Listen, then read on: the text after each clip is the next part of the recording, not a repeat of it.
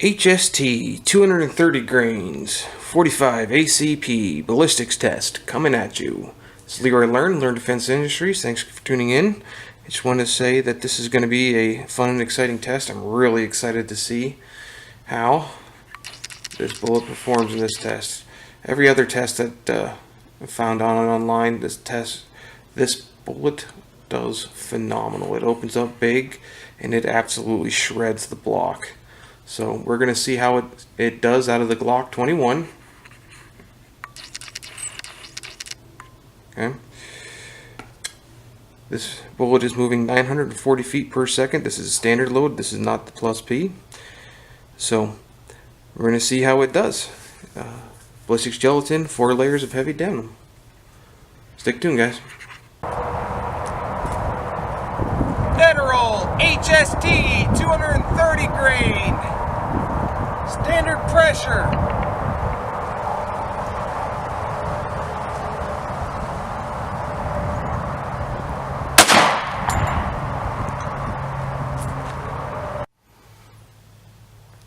Okay guys, we're looking at this top line right here.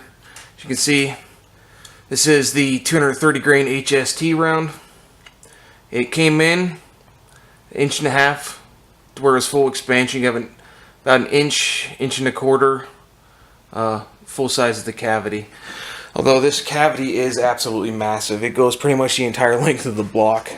As you can see, starts right about here and travels, and right about here is the end of the major of the permanent cavity. But if you follow this block all the way to the end, it really doesn't get much shorter. Much smaller of a ripping pattern. The block did go into the second gelatin block. Sorry, the bullet did go into the second gelatin block. I'll get that pulled up for you right here in a second. Right here's the second gelatin block.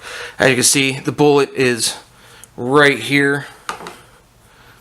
It did a massive amount of damage. This is the front on the way it was traveling. It came in from this direction on this block. So total length of travel on the 230 grain HST is 17.75 inch. 17.75 inch with a little bit of bounce back that's right there. That really penetrated a lot deeper than I was expecting, and it looks like it performed extremely well. I'm extremely happy with the performance of that HSTs. We'll wrap everything up in post for you and let you know how it all goes. This is the wrap up of the 230 grain HST standard pressure from Federal Premium Law Enforcement Ammunition. Okay, I'm gonna be honest. This one kind of blew my mind a little bit. The previous testing that I've seen from this round shows it's expanding a lot larger than it did, and penetrating a lot less than this one did. Don't get me wrong, this round did phenomenal, and I don't plan on changing it out in my 45s at any time soon. This is by far one of the best 45 rounds that I've seen. It performed to me more like a 9mm would have, so I'm completely okay with this. The recoil wasn't that heavy from it. Unfortunately, the expansion was 0.79, with its standard being at 0.76. The average being 0.76. So that kind of left me baffled. In the other testing that I've seen, it's gone over 8s. And I'm not sure if that was just, the way they tested it or what. But this one did come in with no loss at 232 grains.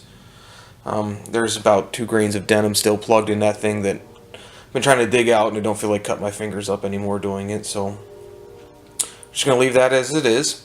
So 232 grains. It didn't lose anything. The permanent cavity on it's 1 inch wide and goes for about 7 to 8 inches. It's really nice long cavity. It shredded everything in its path, and it penetrated really well. This would be a really good law enforcement round. If your department is carrying 45, this round did phenomenal. I can't say anything bad about it, other than I thought it would expand just a little bit bigger. You know, maybe if I go and test the plus P version, I can get the larger expansion, and we'll see what the difference is for penetration. But if you're using this for a home defense round, you've got a good round. Nothing looks as devastating as a HST does from a 45. These rounds, they're great. Hope you guys learned something new today. This is the Learn Defense Industries. Go ahead and give us a like, share, thumbs up, subscribe. We all love those things. Leave a comment, say what you guys thought of the test, and hope to see you soon.